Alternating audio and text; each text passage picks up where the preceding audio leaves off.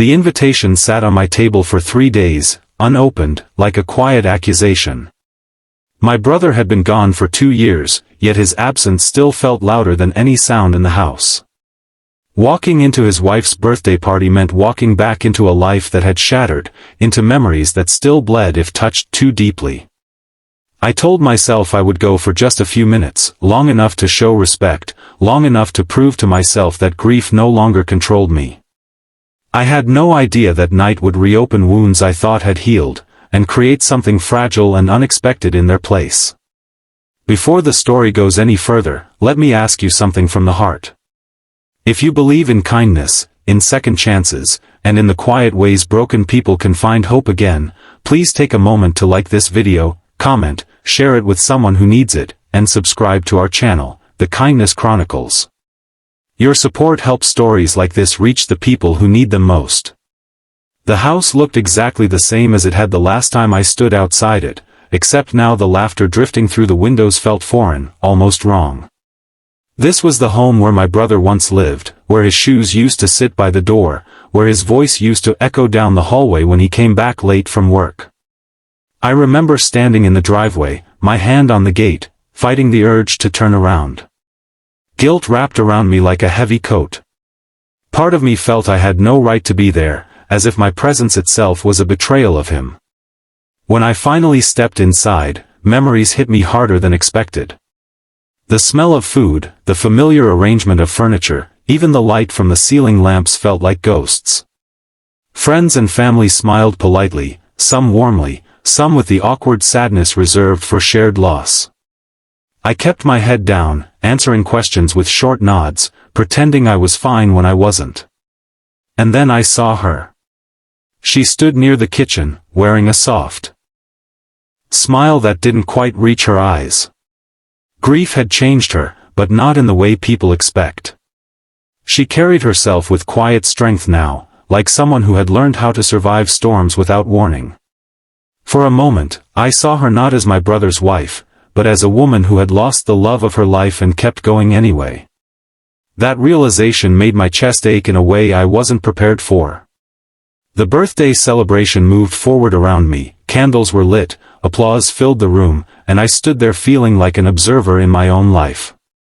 I watched her close her eyes while making a wish, and I wondered what someone wishes for after losing everything that once mattered. When our eyes met across the room, something shifted. It was brief, barely noticeable, but heavy with unspoken emotion. I looked away first, ashamed of the strange warmth that stirred in my chest. I tried to leave early, convincing myself I had done my duty. But she stopped me near the hallway, thanking me for coming, telling me it meant more than I knew. Her voice was calm, but there was something underneath it, nervousness, maybe, or courage. She asked if we could talk for a moment, just the two of us. My instincts screamed that this was a mistake, yet my feet followed her anyway. We stood in the quiet of the back room, surrounded by old photographs that felt like witnesses. Pictures of her and my brother smiling, traveling, building a life that ended too soon. I felt small, unworthy, and deeply conflicted. I expected polite conversation, maybe shared memories. Instead, she told me something that knocked the air from my lungs. She admitted that for a long time, longer than I could imagine, she had felt something for me that she never allowed herself to name. Not while my brother was alive.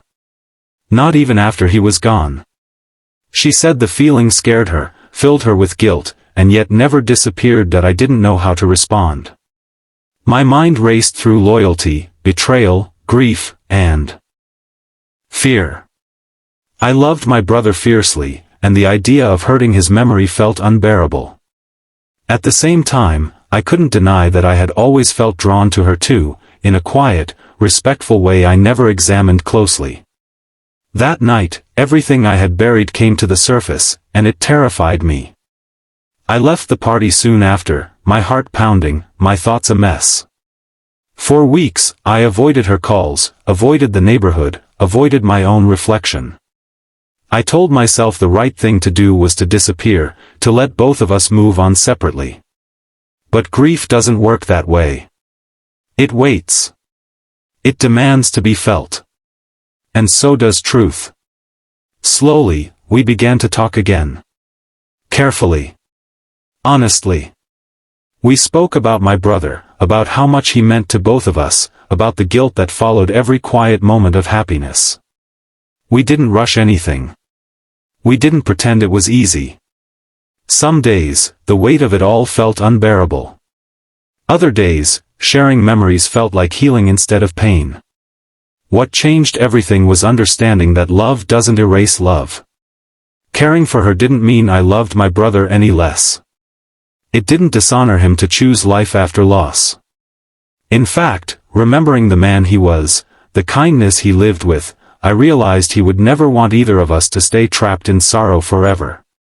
Time passed, slowly and imperfectly. There were setbacks, moments of doubt, nights when the past felt too loud. But there were also moments of peace. Simple ones. Shared meals. Quiet laughter.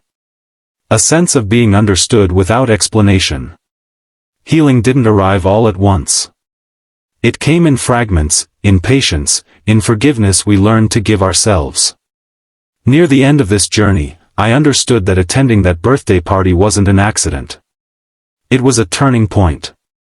A painful, beautiful reminder that life continues even after unimaginable loss, and that sometimes the most complicated paths lead to the deepest healing. If this story has touched your heart, if it reminded you that love can exist alongside grief and that second chances are sometimes disguised as fear, please take a moment now to like this video, comment, and share it with someone who needs hope. Your engagement truly helps these stories reach hearts that are hurting. And before this video ends, I have a special request. Please comment below with a single line about what this story made you feel, whether it reminded you of someone you lost, or gave you hope for something new. Your words might be exactly what another viewer needs to read tonight. Thank you for being here, for listening, and for believing that even in the shadows of loss, kindness and love can still find their way home.